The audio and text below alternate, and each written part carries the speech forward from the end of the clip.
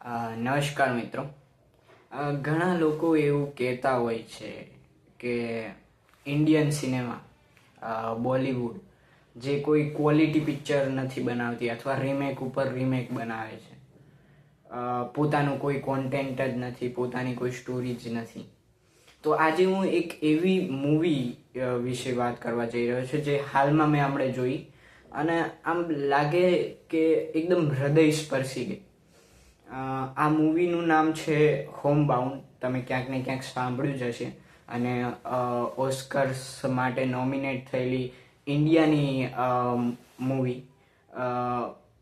ખૂબ જ આપણે જે સોસાયટી છે, આપણા જે સમાજને ખૂબ જ નજીકથી દેખાડેલું છે, એકદમ રો દેખાડેલું છે. કોઈ પણ જાતની બોલિવૂડ મસાલા કે સોંગ કે એ બધું એડ કરવામાં નથી આવેલું. એકદમ રો મૂવી બનાવવામાં આવ્યું છે. જેમાં બે મિત્રો હોય છે.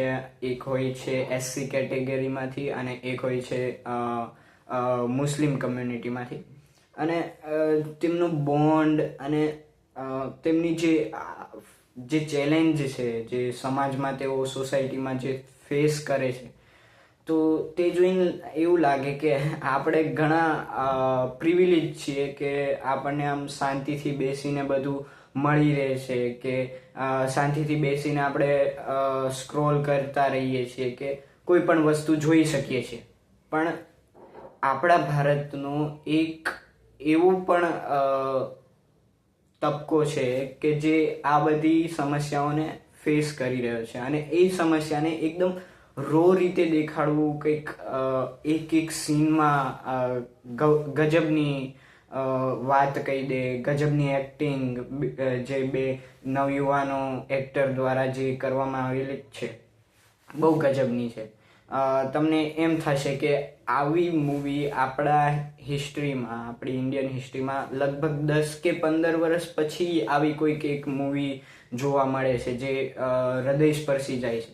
આની પહેલાં મેં છેલ્લે સ્વદેશ મૂવી જોઈ હતી, જે હાલમાં બોક્સ ઓફિસમાં ફ્લોપ રહી હતી, પણ તે પણ એકદમ રિયાલિટી ચેક દેતી મૂવી હતી. પણ આ મૂવી એકદમ રો, આપણે જે સમસ્યા હોય સમાજની એને એકદમ બહુ સહજતાથી દેખાડી દે છે.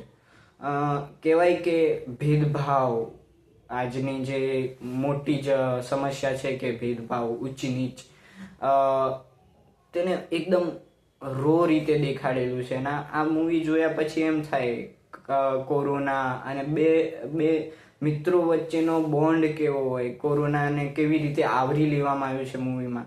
અને જે ફાઇનલ સીન છે એ તો તમારા લગભગ હું કહું તો રૂવાટા ઊભા કરી દે એવું છે. તો મારા મત પ્રમાણે આ મૂવી તો દરેકે જ જોવું જોઈએ. અને આપણા સમાજમાં આ વસ્તુ જોવા મળે છે, એ 100%ની વાત છે, એમાં કોઈ ખોટી વાત નથી. અને આવી વસ્તુઓને પડદા ઉપર દેખાડવી એક બહુ આમ કહેવાય ને કે બહુ ક્રાંતિકારી કાર્ય છે કે સમાજમાં સત્યને દેખાડવું. કેમ કે આજના સમાજને સત્ય જોવું ગમતું જ નથી. તો આ જ રિયાલિટી છે કે ભલે ભારત કોઈક અલગ સપના જોતું હોય, વિશ્વગુરુ, પણ રિયાલિટી કંઈક અલગ છે. તો જરૂર આ મૂવી જોવી. અને જે રેખા બની ગઈ છે જાતિવાદ અથવા ધર્મવાદ, કોઈ પણ જ્ઞાતિ, એ બધાને જે રિયાલિટી છે તમને આમ દેખાઈ આવશે કે આ બધું ખોટું થઈ રહ્યું છે અને આપણે કંઈક કરવું એ જોઈએ. અને એવું થશે તમને. તો મારા મત પ્રમાણે બહુ ટાઈમ પછી આવી એક મૂવી જોઈ છે, તો આપ લોકો જરૂર જોવી જોઈએ. આ મૂવી એકદમ તમને આમ કહેવાય કે આખી તમારી સમાજની આખી રિયાલિટી દેખાડી દેશે. તો આ મૂવી મારા મત પ્રમાણે તમારે જોવી જ જોઈએ. અને અત્યારે હાલ નેટફ્લિક્સ પર અવેલેબલ છે, તમે અત્યારે જ જુઓ એવી મારી રિકમેન્ડેશન છે. ધન્યવાદ.